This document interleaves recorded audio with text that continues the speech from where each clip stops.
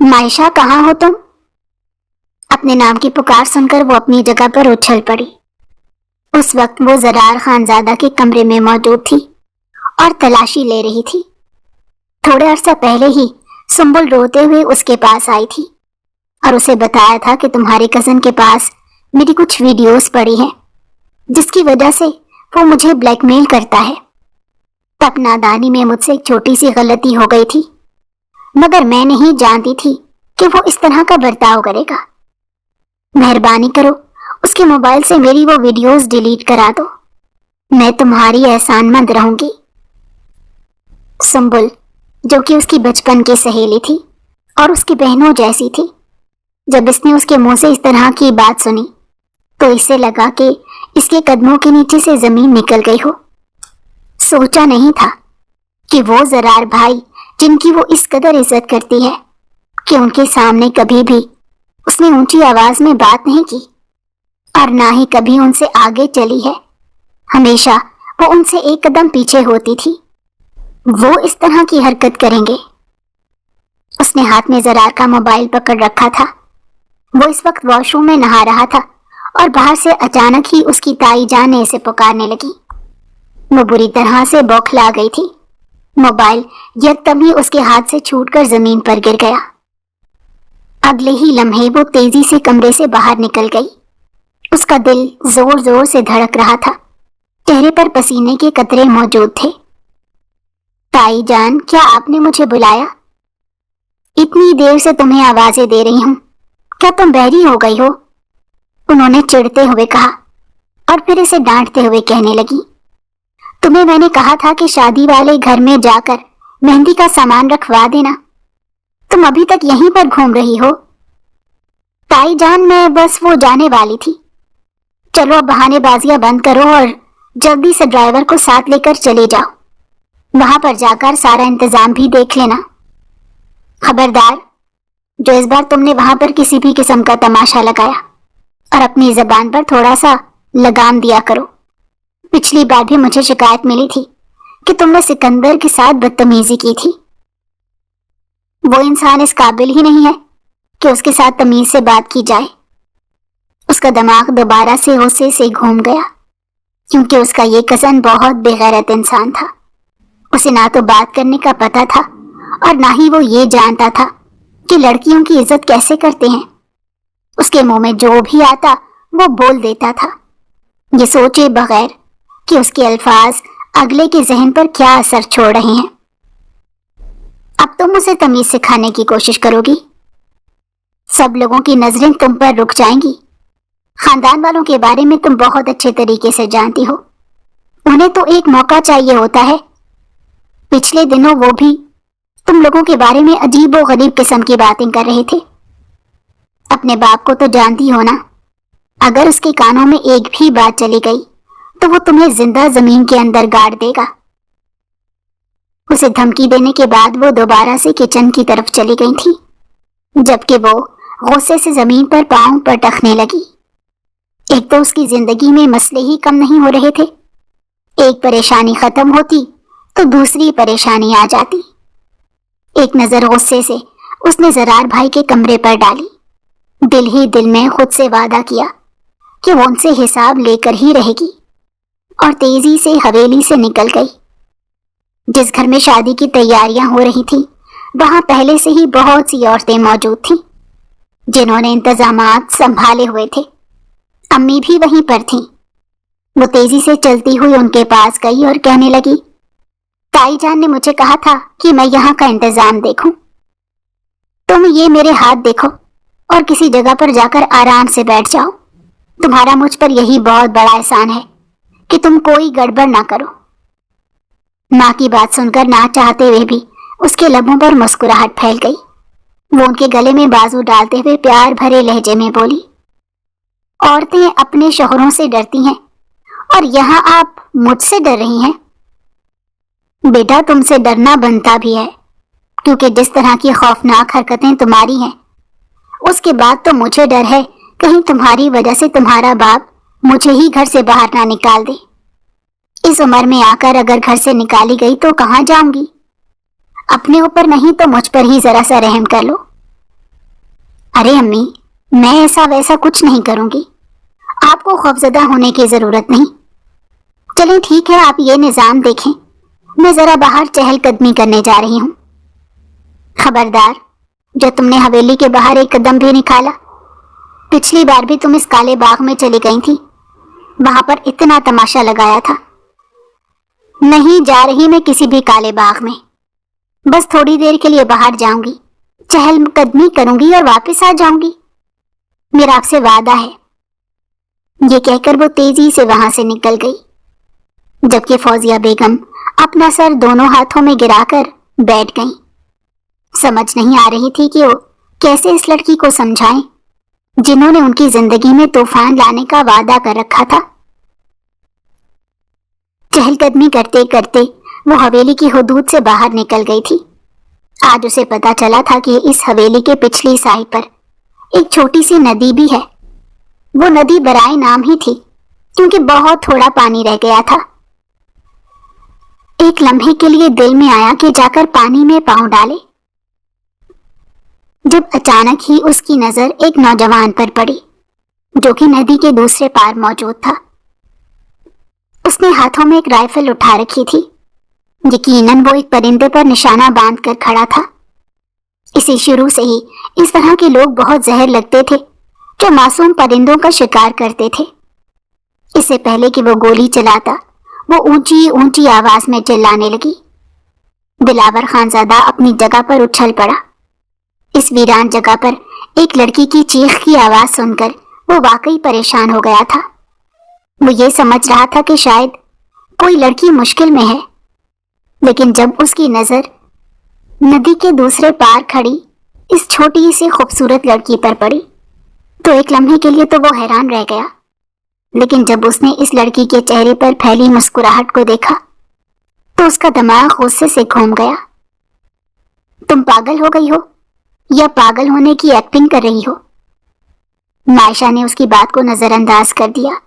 وہ وہاں سے جانے ہی لگی تھی کہ دوبارہ سے دلاور نے اسے پکارا اور غصے سے پوچھا، آخر میں نے تمہارا کیا بگاڑا تھا جو تم نے میرے پرندے کو بھگا دیا؟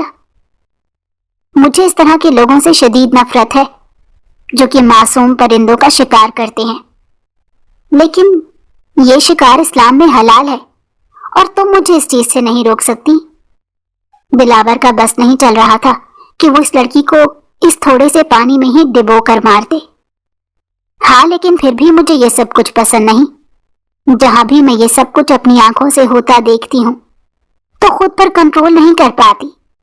ہر ممکن کوشش کرتی ہوں کہ وہ انسان رک جائے۔ تمہارے معاملے میں بھی چیخنے کے علاوہ میرے پاس کوئی دوسرا راستہ نہیں تھا۔ یہ کہہ کر وہ عجیب سے انداز میں مسکرائی تھی۔ دوسری طرف دلاور نے اپنی آنکھ ٹیڑھی کر کے شمریز کو اشارہ کیا اور اس کو باتوں میں الجھاتے ہوئے کہنے لگا، تم شکل سے تو اتنی بے وقوف نہیں لگتی۔ کیونکہ میں بے وقوف نہیں ہوں، خبردار جو تم نے میرا مذاق بنانے کی کوشش کی۔ اچھا، اگر میں نے تمہارا مذاق بنایا تھا تو تم کیا کرو گی؟ میں تمہیں اسی بندوق سے اڑا دوں گی۔ وہ دوبارہ سے جذباتی ہو گئی تھی۔ وہ وقت اور شخص کو بھی مکمل طور پر نظر انداز کر دیتی تھی۔ وہ یہ بات بھی بھول جاتی تھی کہ وہ اس وقت کھڑی کہاں پر ہے اور کس طرح کے انسان سے بات کر رہی ہے۔ فی الحال تو دلاور اس کے لیے مکمل طور پر اجنبی تھا۔ اس سے پہلے کہ وہ مزید کچھ کہتی، شمریز نے اس کا بازو پکڑ لیا اور چلاتے ہوئے کہنے لگا، صاحب، میں نے اسے پکڑ لیا ہے، جلدی سے آ جائیں۔ اس ندی سے تھوڑے ہی فاصلے پر ایک پل بنا ہوا تھا جو شاید وہ نہیں دیکھ پائی تھی۔ اسی وجہ سے مزید خوفزدہ ہو گئی کیونکہ دلاور کچھ ہی لمحوں کے بعد اس کے عین سامنے کھڑا تھا اور اس کی آنکھوں میں دیکھتے ہوئے کہہ رہا تھا، اب مجھے بتاؤ کہ تمہیں اس چیز کی کیا سزا ملنی چاہیے؟ وہ منمنانے لگی، تھوڑی دیر پہلے تو تمہاری زبان کینچی کی طرح چل رہی تھی، اب ایک دم سے کیا ہو گیا؟ اب بھی اسی طرح سے ہی مجھے باتیں سناؤ نا، یا اب مجھ سے ڈر گئی ہو؟ میں کسی کے باپ سے بھی نہیں ڈرتی، اور جہاں تک تمہارا سوال ہے تو تمہیں ایسا کچھ بھی نہیں ہے جس کی بنیاد پر تم سے خوفزدہ ہوا جائے۔ बल्कि तुम तो इतने बुज़दिल हो कि छोटे से मासूम परिंदे का शिकार कर रहे थे। अपने लिए बुज़दिल का खिताब सुनकर उसको दोबारा से गुस्सा आ गया और वो चीखते हुए कहने लगा, लड़की, बोलने से पहले सोचा समझा करो। मैं तुम्हारे चचा का बेटा नहीं हूं जो तुम्हारी ये सारी बातें बर्दाश्त कर लूंगा। एक तो तुमने मेरा शिकार खराब किया और दूसरा मुझे बातें सुना रही हो। अगर मैं चाहूं तो तुम्हारे साथ यहाँ पर कुछ भी कर सकता हूँ। तुम्हारे घर वालों को इस बारे में खबर भी नहीं होगी और तुम्हारी जिस तरह की हरकतें हैं मुझे वो देखकर अंदाजा हो रहा है कि तुम यहाँ पर उन्हें बताकर नहीं आई। इस तरह से तो मामलात मेरे लिए मजीद आसान हो जाएंगे। अच्छा, ये बातें छोड़ो, मुझे बताओ तो सही कि तुम हो कौन, किसकी बेटी हो? मैं दुराब खान की बेटी हूँ और वजदान खान की पोती हूँ। सामने खड़े शख्स के चेहरे के तासुरात बदलने लगे। उसकी आंखें लाल हो गई थीं और चेहरे के नकूश तन गए थे। क्या तुमने दिलावर खानजादा का नाम सुना है? अब की बार वो अपने छोटे से जहन पर जोर डालने लगी और फिर अचानक ही उसके वजूद को एक झटका लगा। दिलावर खानजादा को वो कैसे भूल सकती थी? ये तो वो इंसान था जिसके घर वालों के साथ इसके बाबा जान ने किसी जमाने में ज्यादती की थी और अब वो अपना बदला लेने के लिए बेकाबू हो रहा था। उसके कजन भी कल बैठक में बैठे यही बात कर रहे थे कि अगर दिलावर खानजादा को एक भी मौका मिल जाता है तो वो इसके खानदान के टुकड़े टुकड़े करके रख देगा। उसको यूं खौफजदा होता देखकर दिलावर के चेहरे पर फीकी से मुस्कुराहट फैल गई। वो उसके गालों पर अपने हाथ रखते हुए प्यार से उसके गाल मसलते कहने लगा, जिस तरह से तुम्हारी हालत हो गई है मुझे अंदाजा हो गया है कि तुम मेरे बारे में बहुत अच्छे तरीके से जानती भी हो और तुम्हें यह भी पता है कि मेरा तुम्हारे घर वालों के साथ किस तरह का ताल्लुक है। देखो, मुझे यहां से जाने दो। मैं तुमसे माफी मांगती हूँ। थोड़ी देर पहले जो कुछ भी हुआ मैं उस पर बहुत ज्यादा शर्मिंदा हूँ। उसकी आंखों में आंसू आ गए थे। अपने बाप का बूढ़ा चेहरा उसकी नजरों के सामने घूमने लगा था और उसे अब अपनी हरकत का शिद्दत से अंदाजा हो रहा था। अगर यहाँ पर यह इंसान उसे कैद कर लेता तो वो कहीं मुंह दिखाने के काबिल ना रहती और ना ही उसका बाप किसी से नजरें मिलाने के काबिल रहता। मुझसे डरने की या खौफजदा होने की जरूरत नहीं। मैं औरतों पर जुल्म नहीं करता और जहां तक तुम जैसी बेवकूफ औरतों का सवाल है तो मैं तुम लोगों को कभी भी अपना चारा नहीं बनाता। अगर तुमसे या तुम्हारे बाप से मुझे बदला लेना हुआ तो वो मैं सारी दुनिया के सामने लूंगा और डंके की चोट पर लूंगा। तुम्हारे पास सिर्फ और सिर्फ 2 मिनट का वक्त है। अभी और इसी वक्त मेरी नजरों के सामने से ओझल हो जाओ, वरना फिर जो कुछ भी तुम्हारे साथ होगा उसकी जिम्मेदार तुम खुद होगी। अभी उसने बात मुकम्मल ही नहीं की थी कि इसने तेजी से वहां से भागना शुरू कर दिया। लम्हों में ही वो उस जगह से गायब हो चुकी थी। उसके जाने के बाद शमरेज हैरानगी से अपने मालिक को देखते हुए कहने लगा, साहब, आपने उस लड़की को क्यों जाने दिया? आप तो उसकी मदद से अपने दुश्मनों को नीचा दिखा सकते थे। तुम ठीक कह रहे हो, मैं ऐसा ही करूंगा, लेकिन अभी नहीं। थोड़ा सा वक्त गुजरने दो, फिर तुम तमाशा देखना कि मैं कैसे इनको सारी दुनिया के सामने नचाता हूं। ये कहकर वो वापस जाने के लिए पलट गया। दरअसल ये नदी 2 गांव को एक दूसरे से अलग करती थी। एक गांव वजदान खान के ज़ेरे असर था, जबकि दूसरा गांव दिलावर खान के ज़ेरे असर था। आज से कुछ अर्सा पहले ही उसके वालिद का इंतकाल हो गया था। दरअसल उनकी दुराब खान के साथ अनबन हो गई थी और मामला इस कदर बिगड़ गया था कि गोलियां चली थी और एक गोली लगने से वो हलाक हो गए थे। जहां तक उसकी मां का सवाल था तो वो अपने शौहर की मौत का सदमा नहीं बर्दाश्त कर पाई और वो भी इस दुनिया से चल बसी। इस तरह से उसका छोटा सा खानदान तबाह हो गया। इस वक्त उसकी उम्र सिर्फ और सिर्फ 14 साल थी, लेकिन तभी उसने ये फैसला किया था कि जब तक वो दुराब खान से बदला नहीं ले लेता तब तक वो सुकून से नहीं बैठेगा। वो भी उसके खानदान को इसी तरह से तबाह करेगा جس طرح سے اس کے خاندان کو تباہ کیا گیا۔ دوسری طرف جب وہ حویلی کے اندر داخل ہوئی تو اس کی نظر زرار خانزادہ پر پڑی، جو کہ اس وقت بے چینی سے وہاں پر ٹہل رہا تھا۔ اسے دیکھ کر وہ بھاگنے ہی لگی تھی جب اپنے نام کی پکار سن کر رک گئی۔ یقیناً زرار خانزادہ نے اسے دیکھ لیا تھا۔ جلدی سے یہاں پر آؤ، اس نے اپنی طرف اشارہ کیا اور معصومیت سے پوچھنے لگی، آپ مجھے بلا رہے ہیں؟ کیا یہاں پر ہم دونوں کے علاوہ کوئی اور بھی موجود ہے؟ نہیں، وہ میں بس ایسے ہی۔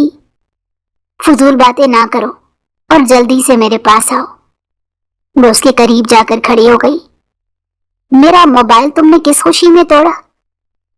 اب کی بار اسے لگا کہ اس کے قدموں کے نیچے سے زمین نکل گئی ہے۔ وہ بے یقینی سے سامنے کھڑے شخص کی طرف دیکھنے لگی۔ اس سے پہلے کہ وہ کوئی بہانہ بناتی، زرار خانزادہ نے انگلی اٹھا کر اسے دھمکی دینے والے انداز میں کہا، اگر تم نے مجھ سے جھوٹ بولا تو مجھ سے برا کوئی نہیں ہوگا۔ میں نے آپ کا موبائل نہیں توڑا۔ اس کے باوجود بھی اس نے جھوٹ بول دیا تو وہ اسے ایک ویڈیو دکھاتے ہوئے کہنے لگا، تو یہاں پر کوئی اور ہی لڑکی کھڑی ہے جو میرے کمرے میں پہلے آتی ہے، میرا موبائل اٹھاتی ہے، اسے کھولنے کی کوشش کرتی ہے کہ اچانک باہر سے کوئی اسے بلاتا ہے اور خوف کے مارے موبائل اس کے ہاتھوں سے چھوٹ کر زمین پر گر جاتا ہے۔ وہ واقعی اسی کی ویڈیو تھی جس میں وہ اس کے موبائل کو کھولنے کی کوششوں میں ہلکان ہو رہی تھی۔ وہ سوچ بھی نہیں سکتی تھی کہ زرار خانزادہ اس قدر چالاک ہوگا کہ اس نے اپنے کمرے میں بھی کیمرے لگائے ہوں گے۔ جب آپ کو پتہ چل گیا ہے کہ آپ کا موبائل میں نے ہی توڑا ہے تو پھر اس طرح کے سوال کرنے کی کیا تک بنتی ہے؟ محترمہ، میں یہ پوچھنا چاہ رہا ہوں کہ آپ کیا سوچ کر میرے کمرے میں داخل ہو کر میری اجازت کے بغیر میرے موبائل کو ہاتھ لگا کر کیا ڈھونڈنے کی کوشش کر رہی تھی؟ میں آپ کو ہر سوال کا جواب دینا ضروری نہیں سمجھتی۔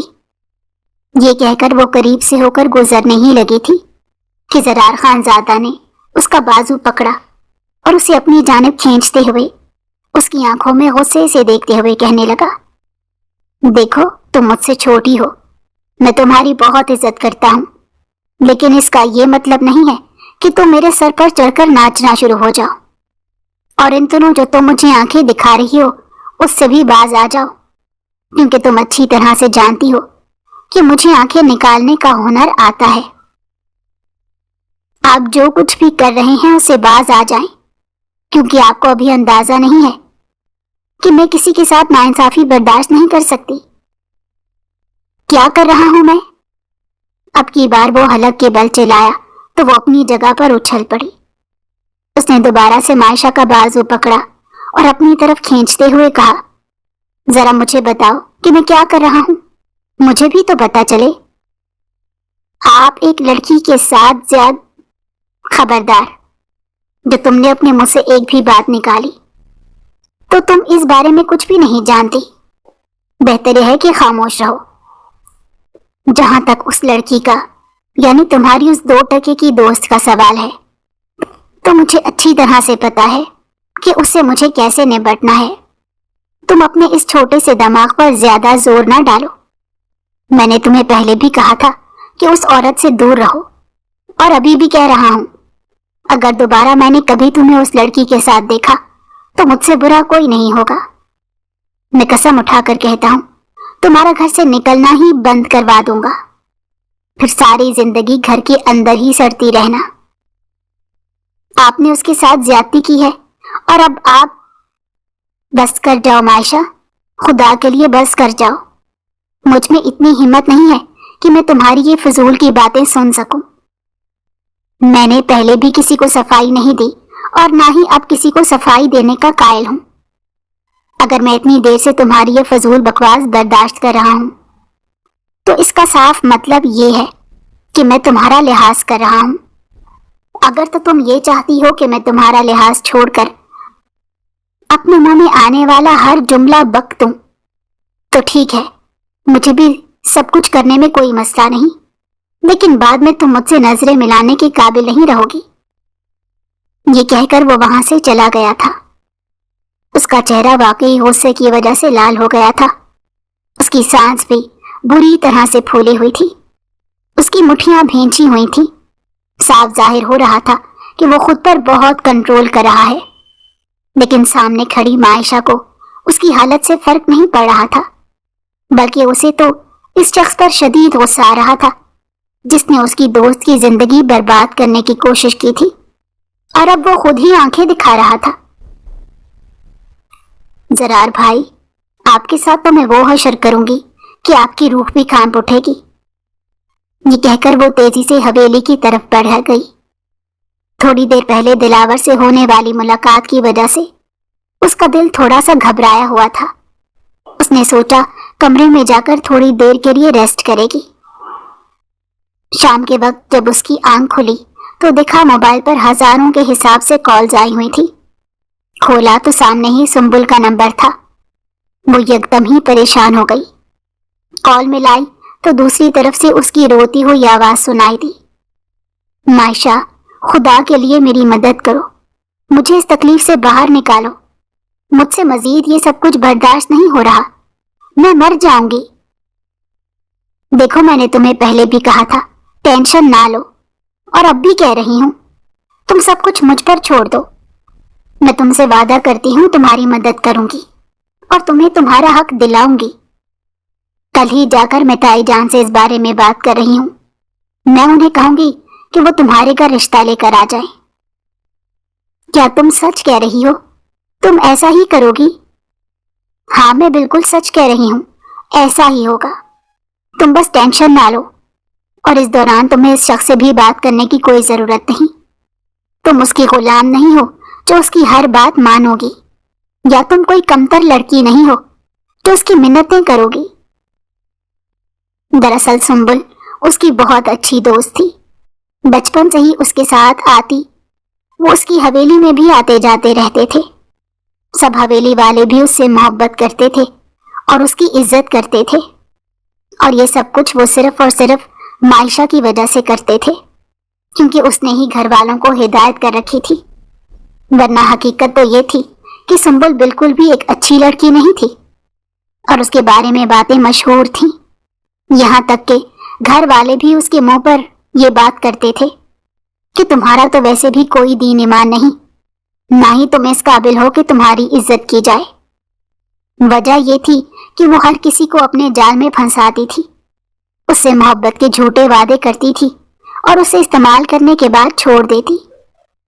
اس کی اسی حرکت کی وجہ سے گاؤں کے ایک لڑکے نے بھی خودکشی کی تھی، لیکن معائشہ اس سب پر یقین کرنے کے لیے تیار نہیں تھی۔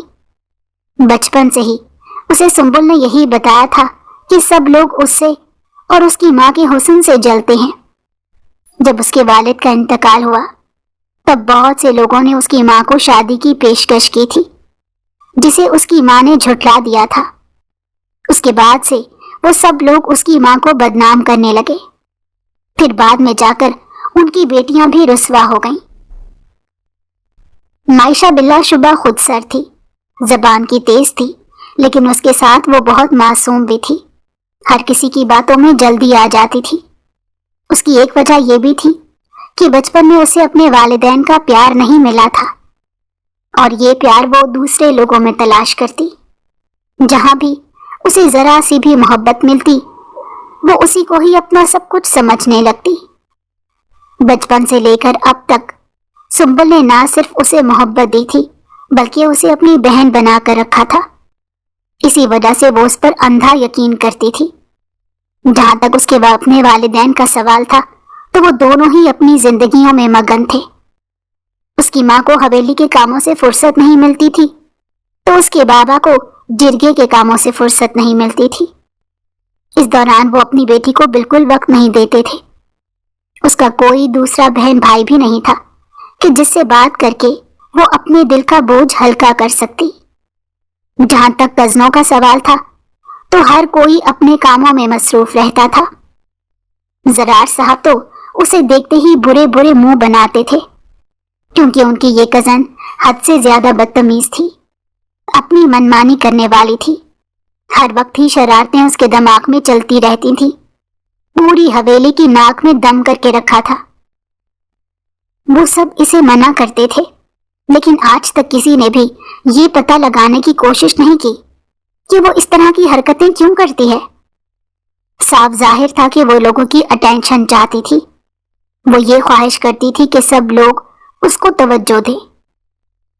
اس دوران سنبل سے اس کی دوستی ہو گئی۔ کب یہ دوستی مضبوط ہوئی اسے پتہ ہی نہ چلا۔ وہ اس کی ہر چھوٹی سے چھوٹی بات پر یقین کرنے لگی۔ سنبل کی زرار پر بری نظر تھی، مگر وہ اس کی حقیقت کے بارے میں اچھے سے واقف تھا۔ 2-3 بار اس نے صاف الفاظ میں اسے منع کیا تھا کہ اگر تم نے دوبارہ مجھ سے اس طرح کی کوئی بھی بات کرنے کی کوشش کی تو مجھ سے برا کوئی نہیں ہوگا۔ میں صرف اور صرف تمہارا اس لیے لحاظ کرتا ہوں کیونکہ تم اس بے وقوف لڑکی کی دوست ہو۔ اگر تم اس کی دوست نہ ہوتی تو میں تمہیں اس حویلی میں داخل ہونے کی اجازت بھی نہ دیتا۔ مگر دوسری طرف وہ بھی اپنے نام کی ایک تھی۔ ایک بار تو وہ اس کے کمرے میں زبردستی داخل ہو گئی اور اس کو اپنی طرف مائل کرنے کی کوشش کی تھی۔ زرار صاحب نے پہلی بار اس کے چہرے پر زور سے تھپڑ مارا تھا اور چلاتے ہوئے کہا تھا کہ میں تم جیسی عورت کو ایک نظر دیکھنا پسند نہیں کرتا۔ تمہارے ساتھ وقت گزارنا تو بہت دور کی بات ہے۔ اس کے بعد وہ معائشہ کے متھے لگ گئی اور اس کے سامنے روتے ہوئے کہنے لگی، تمہارے کزن نے پہلے مجھے اپنی محبت کے جھوٹے جال میں پھنسایا۔ اس نے مجھے استعمال کیا۔ اس کے پاس میری کچھ ویڈیوز پڑی ہیں جس کی وجہ سے وہ مجھے بلیک میل کرتا ہے۔ روز وہ مجھے اپنی حویلی میں آنے کے لیے کہتا ہے۔ میں بہانے بنا کر تھک گئی ہوں۔ اب تو اسے بھی پتہ چل گیا ہے کہ میں اسے ٹال رہی ہوں۔ خدا کے لیے میری مدد کرو اور مجھے سارے جھنجھٹ سے باہر نکالو۔ اس دن وہ بہت زیادہ روئی تھی۔ معائشہ نے جب یہ باتیں سنی تو اسے لگا کہ اس کے قدموں کے نیچے سے زمین نکل گئی ہو۔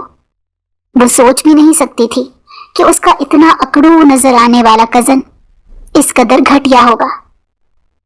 اب یہی وجہ تھی کہ اس کا موبائل تلاش کرتی پھر رہی تھی تاکہ اس کے موبائل میں سے وہ ویڈیوز نکال سکے جو یقیناً کبھی بنائی گئی ہی نہیں تھی۔ رات کا وقت تھا۔ سنبل اپنے کمرے میں لیٹی تھی۔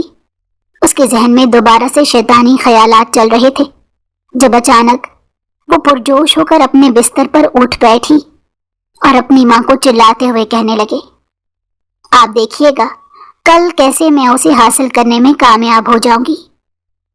اس نے کل حویلی میں جانے کا فیصلہ کیا تھا۔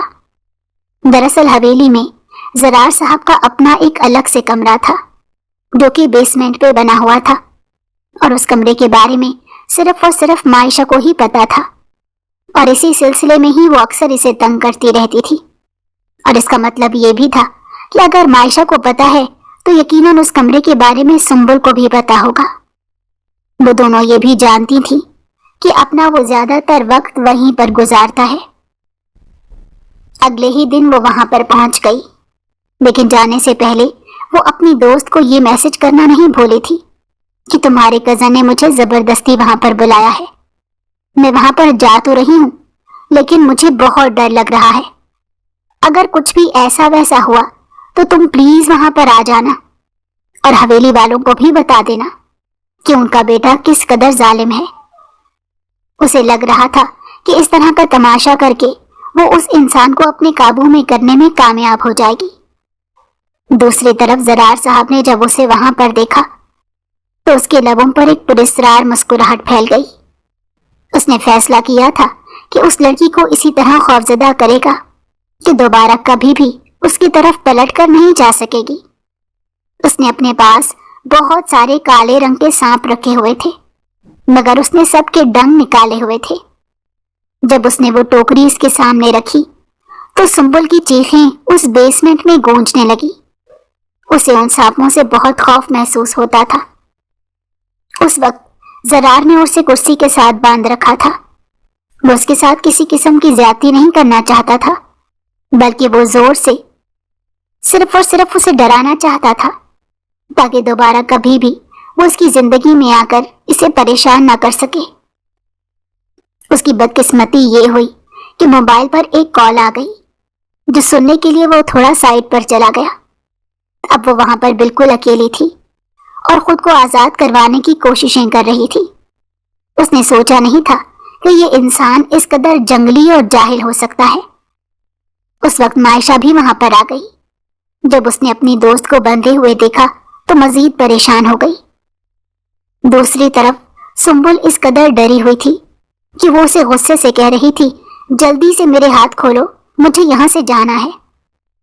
اسے ڈر تھا کہیں ایسا نہ ہو وہ ظالم انسان دوبارہ سے واپس آ جائے اور حقیقت نہیں اس پر سانپ نہ چھوڑ دے، کیونکہ جتنا وہ اس کو تنگ کر چکی تھی اسے یقین تھا کہ وہ ایسا کرنے میں کسی قسم کی شرم محسوس نہیں کرے گا۔ ادھر مائشہ نے اسے کھولا اور وہ تیزی سے وہاں سے بھاگ گئی۔ دوسری طرف زرار جب دوبارہ سے کمرے میں داخل ہوا تو اپنی کزن کو وہاں پر دیکھ کر پہلے تو حیران ہوا۔ جب اس کی نظر خالی کرسی پر پڑی تو اس کے ماتھے پر بل پڑ گئے۔ وہ لمبے لمبے ڈھک بھرتا اس کے پاس گیا اور اسے بازو سے پکڑ کر جھنجھوڑتے ہوئے کہنے لگا، تمہاری ہمت بھی کیسے ہوئی اسے یہاں سے بھیجنے کی؟ آج میں تمہیں اس کی حقیقت کے بارے میں بتانا چاہتا تھا۔ آج میں تمہیں دکھانے والا تھا کہ وہ کس قدر گھٹیا عورت ہے۔ اس سے پہلے کہ وہ مزید کچھ کہتا، مائشہ کا ہاتھ اٹھا اور اس کے چہرے پر نشان چھوڑ گیا۔ وہ چلاتے ہوئے بولی، آپ اس قدر گھٹیا کیسے ہو سکتے ہیں؟ میں نے سوچا بھی نہیں تھا۔ ایک تو آپ نے اسے زبردستی یہاں پر باندھ کر رکھا ہوا تھا، نہ جانے آپ اس کے ساتھ کیا کرنے والے تھے، اور ابھی آپ مجھے یہ کہہ رہے ہیں کہ وہ گھٹیا حرکتیں کر رہی تھی۔ چند لمحوں کے لیے تو زرار صاحب کو یقین ہی نہیں آیا کہ سامنے کھڑی اس چھوٹی سی خودسر کزن نے اس کے چہرے پر ہاتھ اٹھایا ہے۔ جب اس کا دماغ تھوڑا سا سوچنے سمجھنے کے قابل ہوا تو نفرت آمیز لہجے میں کہنے لگا، تم تو اب اپنی خیر مناؤ، کیونکہ جو غلطی تم نے کر دی ہے اس کی کسی بھی صورت تمہیں معافی نہیں ملے گی۔ مجھے آپ سے معافی چاہیے بھی نہیں۔ اس سے پہلے کہ وہ مزید کچھ کہتی، زرار نے اس کا بازو پکڑا اور اسے کھینچتے ہوئے بیسمنٹ کے دوسرے کمرے میں لے کر چلا گیا۔ وہ خود کو چھڑوانے کی کوششوں میں ہلکان ہو رہی تھی، لیکن اس شخص کی گرفت بہت مضبوط تھی۔ وہاں پر ایک ٹی وی پڑا ہوا تھا۔ زرار نے جلدی سے کچھ ویڈیوز چلا دی۔ جیسے جیسے منظر گزرتے چلے جا رہے تھے ویسے ویسے اس کی حالت بھی بگڑتی چلی جا رہی تھی، کیونکہ ان ویڈیوز میں وہ سارے ثبوت موجود تھے جس میں سنبل زبردستی اس کے کمرے میں داخل ہوئی تھی، زبردستی اس کے گلے میں ہاتھ ڈالے تھے، اور اس کے علاوہ نہ جانے اس نے اس انسان کو بہکانے کے لیے کون کون سی کوششیں کی تھی۔ مائشہ کا دماغ تو مکمل طور پر معاف ہو چکا تھا۔ اس نے سوچا نہیں تھا کہ جس پر وہ سب سے زیادہ یقین کرتی ہے وہ عورت ہی اسے اس طرح سے دھوکہ دے گی۔ زرار بھائی، وہ میں… اس سے پہلے کہ وہ مزید کچھ کہتی، وہ حلق کے بل چلاتے ہوئے کہنے لگا، تمہیں میں نے کتنی بار سمجھایا کہ میں تمہارا بھائی نہیں ہوں، پہلے بھی تمہیں منع کر چکا ہوں، مجھے یہ لفظ کہہ کر مخاطب نہ کیا کرو، مجھے شدید چڑھ ہے۔ اب تو جو کچھ تم میرے ساتھ کر چکی ہو اس کے بعد تو تم اس لفظ کو اپنے ذہن سے کھرچ کر نکال ہی دو تو اچھا ہے۔ بہت جلد میں تم سے نکاح کرنے والا ہوں۔ یہ آپ کیا کہہ رہے ہیں؟ ایسا ممکن نہیں ہو سکتا۔ ایسا ہی ہوگا۔ اگر تم نے دوبارہ مجھ سے بحث کی تو پھر تمہارے ساتھ وہ کروں گا کہ تم اپنی ہی نظروں میں گر جاؤ گی۔ تمہارے پاس صرف اور صرف 1 منٹ کا وقت ہے، یہاں سے نکل جاؤ، کیونکہ اگر میں نے خود پر کنٹرول کھو دیا تو پھر ہم دونوں ہی ایک دوسرے سے نظریں ملانے کے قابل نہیں رہیں گے۔ اس کی حالت واقعی بہت خراب نظر آ رہی تھی۔ مائشہ نے غنیمت سمجھا اور تیزی سے وہاں سے بھاگ گئی، جبکہ زرار اپنا سر دونوں ہاتھوں میں گرا کر وہیں پر بیٹھ گیا۔ وہ سوچ بھی نہیں سکتا تھا کہ کبھی اس طرح کی صورتحال سے بھی سامنا کرنا پڑے گا۔ وہ تو یہاں پر اس لڑکی کو سبق سکھانے کی غرض سے باندھ کر رکھنے کے لیے تیار ہوا تھا، مگر اس کی کزن نے نہ صرف یہ سب کچھ خراب کر دیا بلکہ اس کے ساتھ ساتھ اس کے کردار پر الزام لگایا اور اس کے چہرے پر بھی ہاتھ اٹھایا۔ یہ کوئی معمولی بات نہیں تھی جسے وہ نظر انداز کر دیتا۔ اس کا دل اس وقت بہت زیادہ دکھا ہوا تھا اور اسے غصہ بھی آ رہا تھا۔ وہ اس سے انتقام لینا چاہتا تھا، مگر پتہ نہیں ایسی کون سی طاقت بیچ میں آ گئی کہ اس نے اپنے آپ کو روک لیا۔ ادھر ایک شادی ختم ہوئی تو دوسری طرف زرار نے سب گھر والوں کے کان کھانا شروع کر دیے کہ مجھے اس لڑکی سے نکاح کرنا ہے۔ یہ خبر سن کر فوزیہ بیگم کو تو بہت خوشی محسوس ہو رہی تھی۔ وہ تو پہلے دن سے چاہتی تھی کہ ان کی بیٹی کا نکاح زرار کے ساتھ طے کر دیا جائے، مگر دوسری طرف وہ صاف انکار کر چکی تھی۔ اس نے کہہ دیا تھا کہ میں اس کو اپنا بھائی مانتی ہوں، میں نے ان کے بارے میں کبھی بھی اس طرح نہیں سوچا۔ رات کا وقت تھا، وہ اپنے کمرے میں لیٹی کتاب پڑھ رہی تھی جب کمرے کا دروازہ ایک زوردار آواز سے کھلا اور وہ تن فن کرتا کمرے کے اندر داخل ہو گیا۔ تم نے کیا سوچ کر مجھ سے نکاح کرنے سے انکار کیا ہے؟ اس نے براہ راست سوال کیا تو وہ اطمینان سے اپنی جگہ پر بیٹھے ہوئے کہنے لگی، کیونکہ میں آپ کو اپنا بھائی مانتی۔ فضول بکواس بند کرو، میں تمہارا سگا بھائی نہیں ہوں جو تم مجھے اپنا بھائی مان لو گی۔ ہم دونوں ایک دوسرے کی کزن ہیں، اور یہ بات ہم دونوں ایک لمبے عرصے سے جانتے ہیں کہ بھائی کہنے سے کوئی بھائی بن نہیں جاتا۔ ہم دونوں کا نکاح ہو رہا ہے، اگر تو تم خوشی سے اس کے لیے راضی ہو تو بہت اچھی بات ہے، اور اگر تم نے دوبارہ سے انکار کیا تو مجھے کچھ اور ہی کرنا پڑے گا۔ آپ میرے ساتھ زبردستی نہیں کر سکتے، اور آپ کے ارادوں سے میں اچھی طرح سے واقف بھی ہو گئی ہوں۔ مجھے پتا ہے کہ مجھے شادی کر کے آپ مجھے سبق سکھائیں گے۔ پہلے تو وہ حیرانگی سے اسے دیکھنے لگا اور پھر کھلکھلا کر ہنستے ہوئے کہنے لگا، یار تم کتنا زیادہ سوچتی ہو۔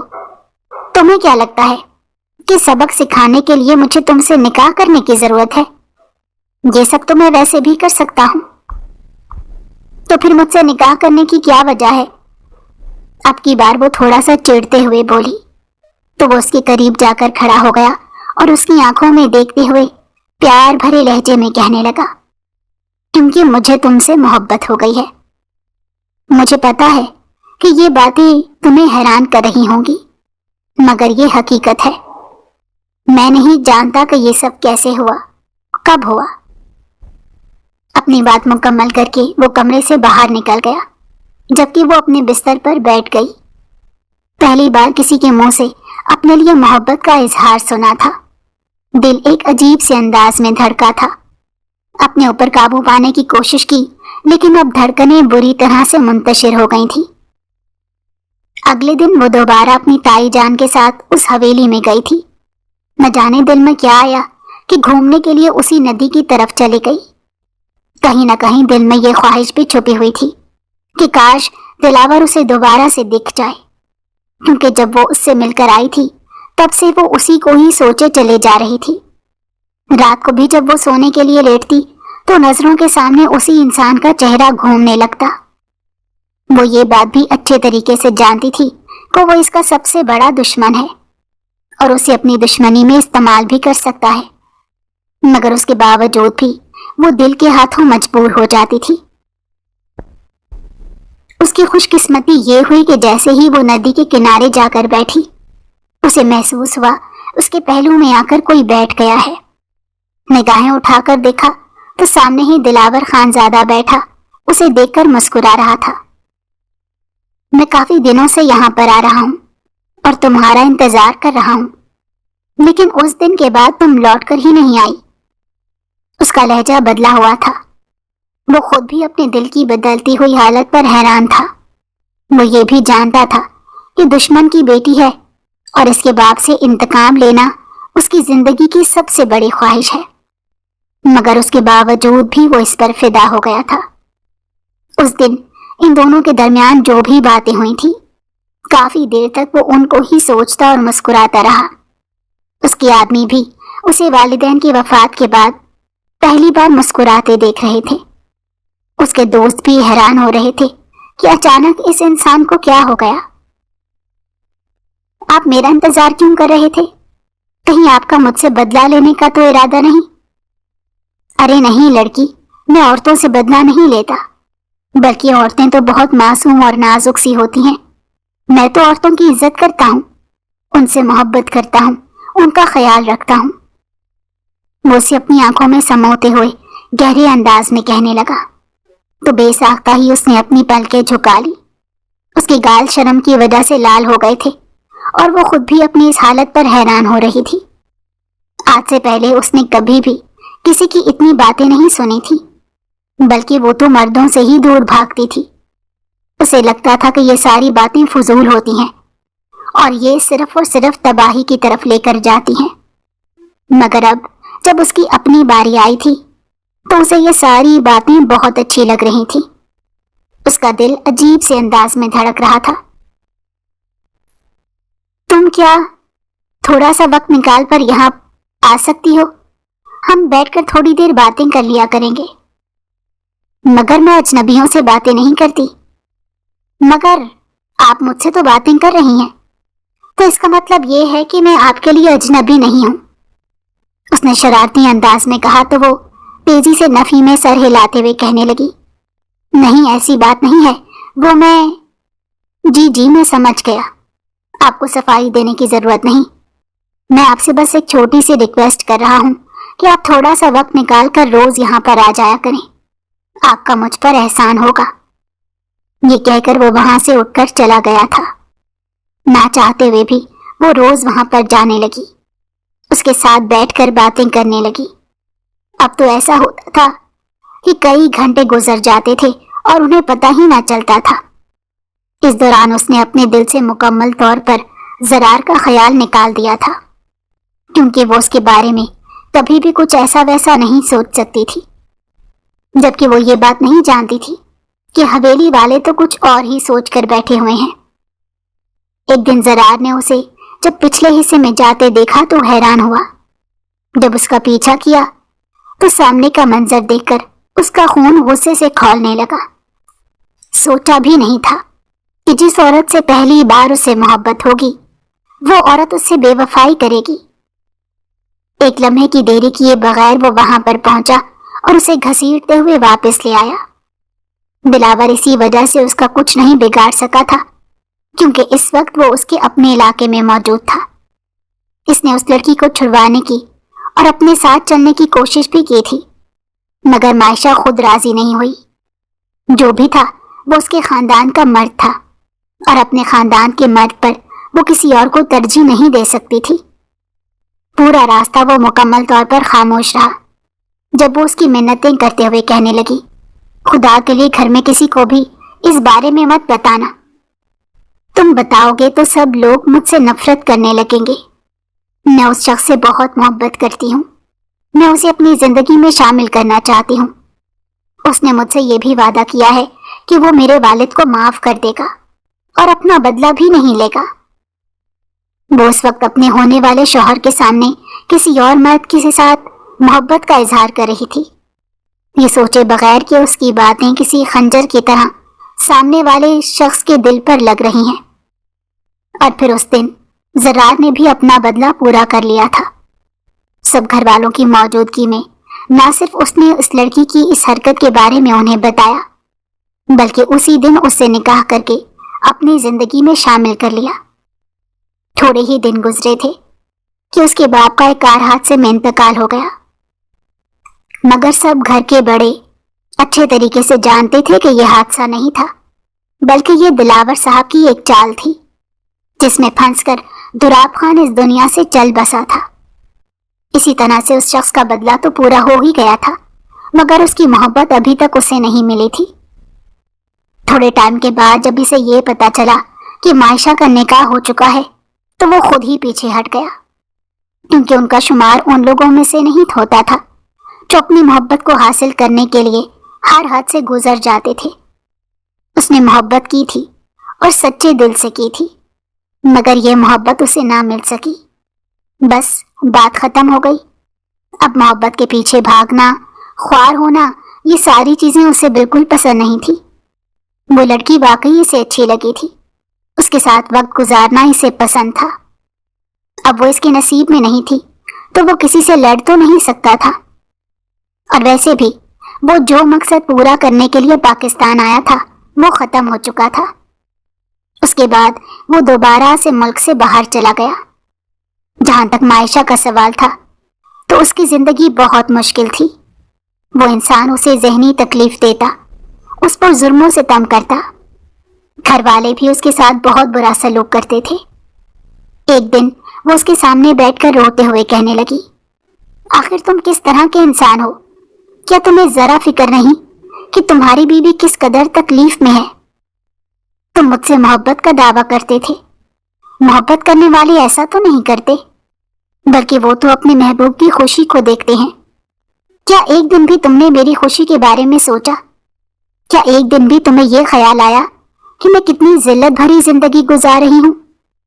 تمہیں تو صرف اور صرف اپنی خواہشات پوری کرنی ہے جو کہ ہو رہی ہیں۔ اس دن وہ روئے چلی جا رہی تھی۔ اسے صبر نہیں آ رہا تھا کیونکہ اب صبر کا پیمانہ لبریز ہو چکا تھا۔ ایک لمحے کے لیے زرار کے دل کو کچھ ہوا۔ وہ اس کی طرف بڑھا تو وہ تیزی سے پیچھے ہٹتے کہنے لگی، تم سے نکاح کرنے سے تو اچھا تھا کہ میں مر جاتی۔ کم از کم مجھے اس قدر ذلیل تو نہ ہونا پڑتا۔ تمہیں پتا ہے کہ میں ماں بننے والی ہوں، یعنی تمہارے اس بچے کو اس دنیا میں لانے والی ہوں، مگر مجھے ذرا بھی خوشی محسوس نہیں ہو رہی، کیونکہ مجھے لگتا ہے کہ یہ بچہ تمہارے انتقام کے نتیجے میں اس دنیا میں آ رہا ہے۔ اس کی حالت بہت زیادہ بگڑ گئی تھی اور وہ بے ہوش ہو کر گر پڑی تھی۔ اس کا نروس بریک ڈاؤن ہو گیا تھا۔ جب اسپتال لے کر گئے تو ڈاکٹر نے زرار کی بہت عزت افزائی کی اور اسے ڈانٹتے ہوئے کہا تھا کہ تمہیں اپنی بیوی کو سکون دینا چاہیے۔ اللہ تعالیٰ نے تمہیں اتنی پیاری اور معصوم بیوی دی ہے، تمہیں چاہیے کہ اس کا خیال رکھو، اور تم اسے ذہنی ٹینشن دے رہے ہو۔ آخر تم کس طرح کے مرد ہو؟ اور وہ دن تھا جب وہ مکمل طور پر بدل گیا۔ اس دن اس نے اپنے آپ سے وعدہ کیا تھا کہ ماضی میں جو کچھ بھی ہوا وہ اس کو بھول جائے گا۔ اس کی بیوی بھی تو سب کچھ بھول گئی تھی۔ اس کی بیوی نے بھی تو اپنی محبت کی قربانی دے دی تھی، تو کیا وہ یہ سب کچھ نہیں کر سکتا تھا؟ اس نے اس دن اس سے سچے دل سے معافی مانگی تھی۔